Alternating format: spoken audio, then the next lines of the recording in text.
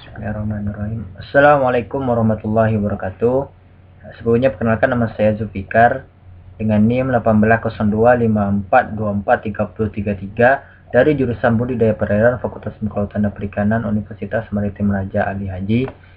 Nah, pada video sebelumnya saya membuat video liputan mengenai wadah-wadah pembesaran ikan, yaitu kolam dan tambak. Nah, pada video kali ini saya akan membuat liputan juga mengenai wadah pembesaran ikan, yaitu pen dan enclosure. Nah, langsung saja description atau pembahasan kita, yaitu enclosure, kandang, dan juga pen atau tutupan. Nah, pengertian dari enclosure atau sekat atau kandang, disebut juga dengan kandang, adalah sistem teknologi budidaya yang dilakukan di suatu perairan berupa teluk kecil atau selat sempit pada jarak terdekat di mulut teluk atau di antara dua daratan di selat sempit tersebut. Dibangun pagar penghalang sehingga biota di dalamnya terkurung.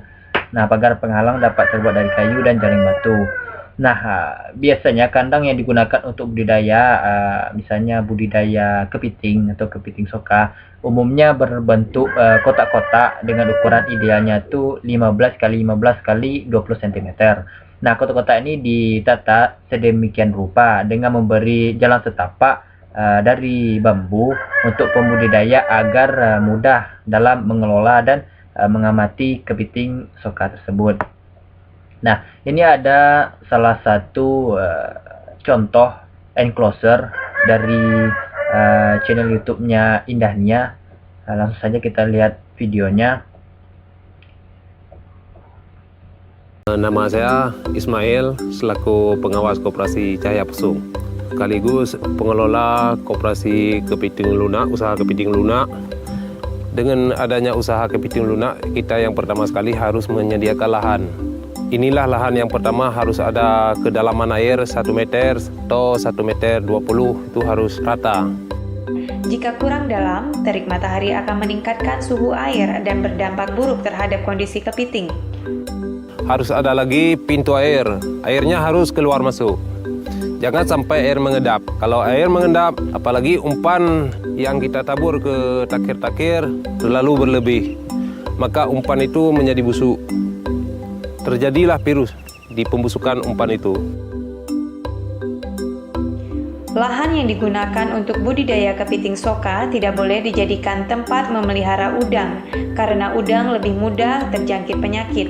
Selain itu, penyakit yang menjangkiti udang sama dengan penyakit yang dapat menjangkiti kepiting. Ikan jenis lain dapat hidup berdampingan dengan budidaya kepiting soka. Itu takir. Takir adalah wadah pemeliharaan kepiting soka. Pada dasarnya bahan takir tidak baku, yang penting wadah harus mengapung di lahan tambak.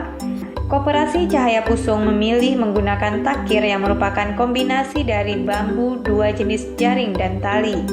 Bagian bawah takir dibuat dari jaring rapat yang diikat dengan tali hingga menyatu dengan kerangka takir. Jaring bagian bawah harus rapat sebagai penahan pakan agar tidak jatuh ke dasar tambak. Selain itu, kerapatan jaring berfungsi untuk menghindari perebutan makanan antara kepiting yang dipelihara dalam takir dengan kepiting liar di luar takir. Bagian atas takir ditutup dengan jaring yang lebih jarang, 2 x 2 inci per jaring madang.